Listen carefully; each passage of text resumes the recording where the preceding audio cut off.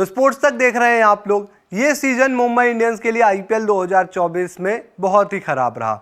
Mumbai Indians 5 बार champion बन चुकी है टीम, लेकिन इस बार जब पॉइंट्स टेबल पर आप नजर डालेंगे तो सबसे नीचे मुंबई इंडियंस को ही पाएंगे।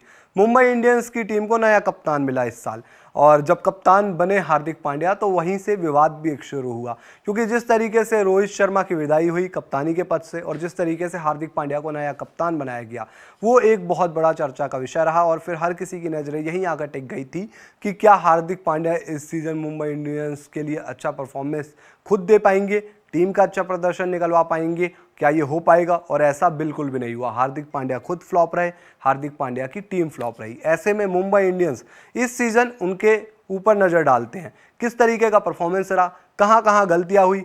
रिपोर्ट कार्ड एक बनाते हैं और उसमें देखते हैं कि मुंबई इंडियंस को कितने नंबर मिलने वाले हैं, क्योंकि मुंबई इंडियंस को वैसे तो पॉइंट्स टेबल में नंबर 10 ही मिला है, लेकिन आप अपने हिसाब से मुंबई इंडियंस को कितने मार्क्स देंगे। मैं चाहूंगा कि आप ये वीडियो देखें और उसके बाद जरूर कमेंट में बताएं कि मुंबई इंडियंस को इस सीजन उनके प्रदर्शन के लिए, उनके फैसलों के लिए 10 में से कितने नंबर दिए जाने चाहिए। तो एक बार आप अपनी स्क्रीन पर देख सकते हैं, यहां पर आपको प्रदर्शन पता चलेगा। मुंबई इंडियंस ने इस साल 14 मैच खेले, 4 जीते 10 हारे। इसके अलावा पॉइंट्स टेबल में नंबर 10 फिनिश किया। अब मुंबई इंडियंस के लिए सिचुएशन ऐसी थी कि अगर आप 2 हाफ देखेंगे तो पहले हाफ में इन्होंने शुरुआत में 2 मैच हारे, लेकिन फिर धीरे धीरे 2-3 मैच जीते। तो लगा कि मुंबई इंडियंस के लिए जो होता आ रहा है कि अप्रैल में उस हिसाब से जाता नहीं, मई में ये टीम पीक करती है, कहीं वैसा तो नहीं होगा। लेकिन दूसरा हाफ तो इनके लिए और ज़्यादा खराब रहा। दूसरे हाफ में ये जीत ही नहीं पाए और धीरे धीरे करते हुए ये नंबर 10 पर आकर लुढ़क गए हैं पॉइंट्स टेबल में, और इस सीजन ये नंबर 10 पर फिनिश कर रहे हैं, क्योंकि इनसे ऊपर जितनी भी टीमें हैं उनके इनसे अंक ज़्यादा ही हैं। ऐसे में एक बार परफॉर्मेंस पर नज़र डालते हैं मुंबई इंडियंस के बल्लेबाजों की, किस तरह इस बार उनके बल्लेबाजों का परफॉर्मेंस रहा। आप अपनी स्क्रीन पर देख सकते हैं, तमाम नाम आपको दिखाई देंगे। और इसके साथ देखो, एक चीज़ तो मैं आपको बता रहा हूं कि इतने खिलाड़ी खेल रहे हैं, बैटिंग कर रहे हैं, लेकिन यहां से एक चीज़ आपको यह भी पता चलेगी कि कॉम्बिनेशन कितने ट्राई हुए हैं, क्योंकि जो टीम आईपीएल में बहुत ज़्यादा कॉम्बिनेशन बनाती रह जाती है ना, वो टीम प्रदर्शन उस हिसाब से नहीं कर पाती। आपको कॉम्बिनेशन ढूंढने पड़ते हैं। ठीक है, आईपीएल में आप जब टीम बनाते हैं तो आप बहुत खिलाड़ी चुन सकते हैं, 18, 20, 22 खिलाड़ी हर टीम में आपको मिलेंगे कि इतने खिलाड़ी रहते हैं, लेकिन फिर आप सारे खिलाड़ियों को तो नहीं खिलाते। आप एक कॉम्बिनेशन बनाते हो और फिर देखते हो कि बैकअप क्या होगा, और उस हिसाब से आपकी टीम चलती है। वो टीम अच्छा प्रदर्शन करती है तो उन्हीं खिलाड़ियों को आगे मौका मिलता जाता है। कई टीमें ऐसी भी है, प्रदर्शन अच्छा नहीं आता है खिलाड़ियों का, तब भी भरोसा रखते हैं और उनको मौके देते हैं। लेकिन इस सीजन मुंबई ने बहुत सारे कॉम्बिनेशन ट्राई किए, और अगर आप परफॉर्मेंस देखेंगे तो रोहित शर्मा इनके लिए सबसे ज़्यादा रन बनाने वाले खिलाड़ी हैं इस सीजन। और वो जब रोहित शर्मा के परफॉर्मेंस की, आईपीएल परफॉर्मेंस की सबसे ज़्यादा बातें चल रही हैं, पिछले कुछ मैचों में तो उनका परफॉर्मेंस बेहद ही खराब नज़र आ रहा था, लेकिन जो पिछला मुकाबला खेला मुंबई इंडियंस ने इस सीज़न का अपना आखिरी मुकाबला, उसमें रोहित शर्मा ने 150 लगाया। तो उस हिसाब से अगर आप रोहित शर्मा का परफॉर्मेंस देखेंगे तो इस सीजन मुंबई के लिए सबसे ज़्यादा रन बनाने वाले खिलाड़ी हैं वो। 14 मैच में 417 रन, 32.08 की एवरेज, स्ट्राइक रेट 150 का, 101.50। तिलक वर्मा के इसके बाद रन आए हैं 13 मैच में 416 रन, 41.60 की औसत, स्ट्राइक रेट 149.64 का, 350। उस हिसाब से आप देख सकते हैं। अब सूर्या के ऊपर आते हैं। तिलक वर्मा ठीक है, तिलक वर्मा का आप 416 रन देखेंगे, पर कई मौके ऐसे भी आए थे जब उनको और थोड़ा सा ऊपर ले जाना चाहिए था परफॉर्मेंस को, लेकिन वहां पर नहीं आया। सूर्य कुमार यादव 11 मैच 345 रन, 34.50 की एवरेज, 167.47 का, 350, 100। अब इस हिसाब से आपको 345 रन दिखाई दे रहे होंगे सूर्या के, लेकिन कई दफा ऐसा हुआ कि कुछ नहीं किया, फ्लॉप हो गए जब जरूरत थी। 2-3 अच्छी पारी आई, उसके बिना पर आपको ये परफॉर्मेंस नजर आ रहा होगा।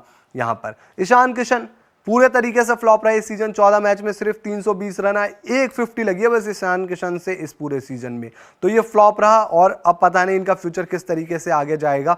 ईशान किशन को बड़े ज़्यादा पैसा देकर, तकरीबन 15 करोड़ से ऊपर की रकम देकर मुंबई इंडियंस ने खरीदा था, लेकिन उस तरीके से परफॉर्मेंस तो नहीं आई इनकी। टिम डेविड, इनके ऊपर बहुत भरोसा करती है मुंबई इंडियंस की टीम। भाई विदेशी खिलाड़ी हैं, इनको फिनिशर के तौर पर लाए थे, 13 मैच में 241 रन ही बनाए। तो ये टिम डेविड का परफॉर्मेंस भी यहाँ पर ये चीज़ उम्मीद नहीं थी। और इस दफ़ा अगर हम देखें तो कई बार इनका बैटिंग ऑर्डर भी बहुत नीचे ही होता चला गया। हार्दिक पांड्या बहुत ही फ्लॉप सीजन गया इनका, 14 मैच में सिर्फ 216 रन। आप देखो एक भी 50 नहीं है इनकी इस सीजन में, तो एज अ बैटर तो ये फ्लॉप रहे। कई ऐसे मौके आए थे जब ये टीम को जिता सकते थे, लेकिन नहीं जिता पाए। नमन धीर इनके ऊपर भरोसा दिखाया भाई इस बार हार्दिक पांड्या ने। नमन धीर ने एक बार बोला भी था कि हार्दिक पांड्या बड़ा सपोर्ट करते हैं, लेकिन नमन धीर ठीक है, एक आध उनकी परफॉर्मेंस आई है, एक परफॉर्मेंस देखोगे, उसके अलावा इन्होंने भी कुछ नहीं किया। 7 मैच में 140 रन, ठीक है, शुरुआत में इनको मौके मिले थे, लगाता है कि पावर स्ट्राइकर है, अच्छे शॉट लगाएंगे, लेकिन उस तरीके से परफॉर्मेंस नहीं रहा। नेहल वधेरा लास्ट ईयर ये खोज रहे थे मुंबई की, इनके ऊपर बातें हुई थी, रोहित शर्मा ने भी बोला था, लेकिन इस सीजन भी परफॉर्मेंस नहीं रहा।